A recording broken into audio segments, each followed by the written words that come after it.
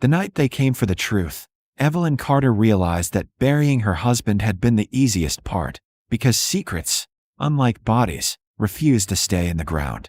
No one in the small frontier town of Briar's Ridge noticed the moment her life truly changed. To them, it happened on a quiet gray morning beneath a restless sky as she stood in widow's black beside a freshly dug grave, her gloved hands steady even as the wind clawed at her veil.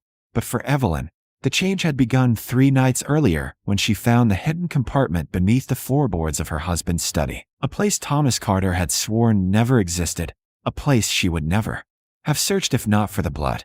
The townsfolk whispered that Thomas had died of a sudden illness, a fever that took him quickly and mercifully, and Evelyn had allowed that lie to settle over the town like dust because it was easier than the truth, easier than explaining why she had found him slumped against his desk with a gunshot wound just below his ribs, easier than admitting that his last breath had not been peaceful but ragged and urgent as he gripped her wrist and forced her to listen, really listen, for the first time. In their carefully constructed marriage. "There are things you don't know," he had said, his voice breaking under the weight of something far heavier than pain. And she had almost laughed then, because of course there were things she didn't know. Their entire life had been built on silences and polite distance, on the understanding that questions were unwelcome and answers even more so. But there had been something in his eyes that night, something desperate and afraid, something that turned her amusement into cold dread. "Under the floor," he whispered, his fingers tightening with surprising strength. "If anything happens, don't trust anyone." And then he was gone, leaving her alone in a house that suddenly felt like a stranger's, with blood soaking into the polished wood and a secret waiting beneath her feet. She had found the compartment within minutes, her hands trembling only once as she pried up the loose board and uncovered the ledger hidden beneath. A simple book bound in worn leather that felt far too ordinary for the storm it unleashed inside her. Page after page of names she recognized. Men who owned half the land in the territory, officials who decided laws and taxes, businessmen who controlled supply lines and rail routes. Each entry marked with numbers, dates, and cryptic notes that slowly formed a pattern she could not ignore, a web of corruption so vast it made her dizzy to comprehend. And at the very end, in Thomas's unmistakable hand, a final line that stopped her breath entirely. "If anything happens to me, the truth dies with her." She had not understood it then, not fully, but she understood enough to know that whatever her husband had been involved in, whatever he had been trying to escape, it had already cost him his life, and it would cost her hers if she wasn't careful. So she did the only thing she could think to do. She burned it. In the dead of night, with the curtains drawn and the doors bolted, she fed the pages into the fire one by one, watching as names and numbers curled into ash, telling herself that she was erasing danger, that she was protecting herself, that she was ending whatever nightmare Thomas had dragged into their lives. But even as the flames consumed the evidence, she couldn't shake the feeling that she was also destroying the only truth she might ever have, the only explanation for the man she had married but never truly known. By morning, the house was clean, the blood scrubbed away, the ledger reduced to nothing but gray dust scattered into the wind beyond the back fields, and Evelyn Carter became a widow, her story simple and unquestioned.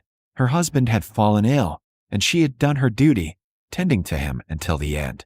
The town accepted it because it was easier than asking questions, because Thomas had been respected and Evelyn had always been quiet, because nothing about her suggested scandal or dissection.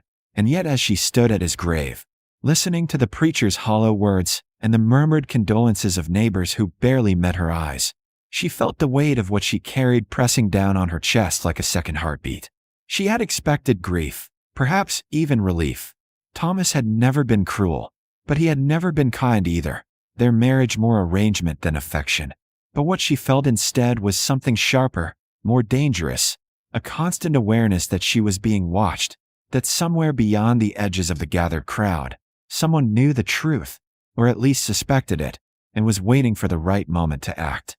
The wind shifted, carrying with it the faint scent of smoke from distant fields, and Evelyn's gaze drifted across the horizon, over the rolling land that now belonged to her, land she had no idea how to manage, land that suddenly felt like both inheritance and trap, and for a brief, foolish moment. She considered leaving it all behind, packing what little she owned and disappearing before whatever had killed Thomas came looking for her too.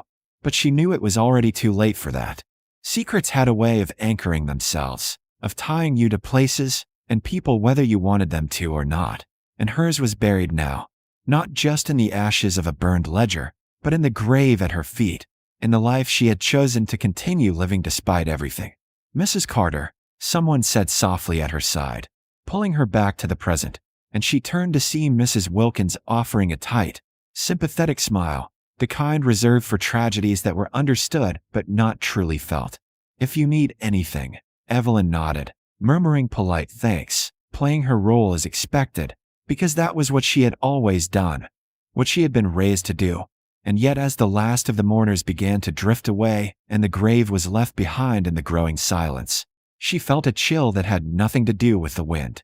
She was alone now, truly alone. And somewhere deep inside, beneath the fear and the uncertainty, a single, unsettling thought took root. Thomas had not been afraid of dying. He had been afraid of what would come after, afraid of the truth surviving him, afraid of what would happen when it found its way into the light. Evelyn Carter had buried her husband with careful hands and a steady heart. But as she turned away from the grave and began the long walk back to the house, she could not shake the feeling that she had also buried something far more dangerous, something that would not stay hidden for long, something that was already beginning to rise, drawn not to the ashes she had scattered, but to her. By the time the stranger rode into Briar's Ridge, Evelyn Carter had begun to believe her secret might stay buried. But the way he appeared at sunset, quiet and deliberate, made it feel like the past had finally come looking for her. The townspeople noticed him at once, a lone cowboy with a stillness that didn't belong to drifters, and when he asked for work, it didn't take long before someone pointed him toward her ranch, the widow who needed help now that her husband was gone. Evelyn saw him before he ever reached her door, and something in her tightened, an instinct she couldn't explain urging her to turn him away. But winter was coming, the land was too much for one person, and practicality won over fear. He introduced himself as Daniel Reeves, offering nothing more than a name, and she hired him with the same guarded restraint she used for everything else in her life. At first, he worked like any other hand, efficient, quiet, unremarkable, but it didn't take long for Evelyn to notice the difference. The way he washed without seeming to look, the way he moved across the ranch as if learning it piece by piece, storing away details that didn't concern him. He asked few questions, but when he did, they lingered.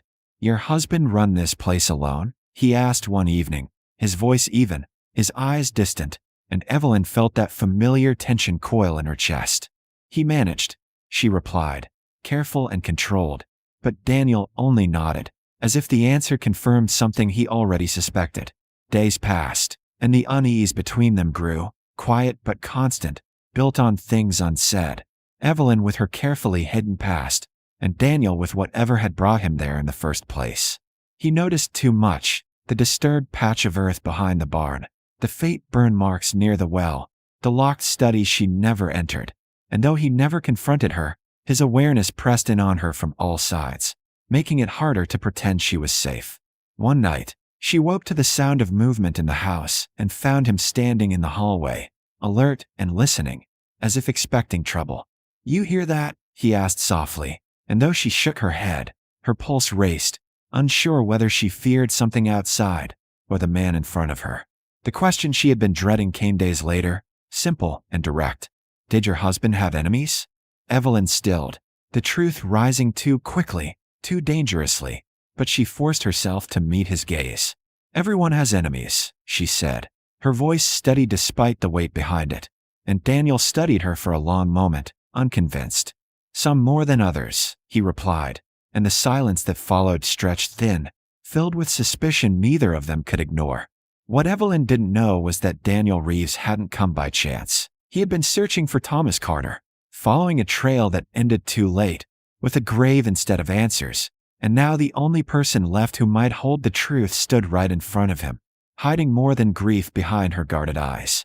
He should have left then, should have walked away from a mystery already turning dangerous, but something kept him there, not just the unanswered questions, but the woman herself, strong and distant, carrying something heavier than loss. And as the days wore on and the storm clouds gathered on the horizon, it became clear to them both, though neither would say it aloud, that whatever secrets had been buried with Thomas Carter were not done rising, and that the stranger Evelyn had let into her life might be the very man to uncover them. The storm broke the night the truth finally surfaced, rolling over the ranch with a violence that felt almost deliberate, as if the sky itself had been waiting for the moment everything would unravel. Evelyn barely had time to understand what was happening before the riders came. Armed men cutting through the rain, their purpose clear in the way they moved, in the way they called out for something they already believed she had. "The ledger," their leader demanded, his voice sharp over the thunder. "Your husband kept records. We want it." Fear hit her hard, not because she didn't understand, but because she understood too well. She had destroyed most of it, burned the names and numbers into ash, but not all. One page remained, hidden where no one would think to look, a single piece of truth powerful enough to get her killed. Before she could respond, Daniel stepped forward, placing himself between her and the man without hesitation, his calm turning into something unyielding, something dangerous. The fight came fast and brutal, swallowed by wind and rain, and when it was over, the men were gone, driven off, or worse, and silence settled over the ranch once more, heavy and final. Evelyn's hands trembled as the weight of it all crashed down on her, and for the first time, she didn't try to hide. She told him everything, about Thomas, about the ledger, about the corruption that had cost him his life and nearly cost her everything. Daniel listened without interruption, his expression unreadable until she finished, until the truth lay between them with nowhere left to hide. "You burned it?" he asked quietly. "Most of it," she admitted. "Not all." A pause, then a slow breath. "Good," he said, and something in his voice shifted, something that surprised her more than anything else that night. He hadn't come for revenge. He had come for answers, for justice. And now, so had she. The secret she had tried to bury had followed her anyway, but she was no longer alone in facing it. As the storm began to fade and the first light of dawn touched the horizon, Evelyn realized that burying her husband had never been the end of her story. It had only been the beginning, and the cowboy who had arrived as a stranger was now the one man who knew her darkest truth and chose to stand beside her in it.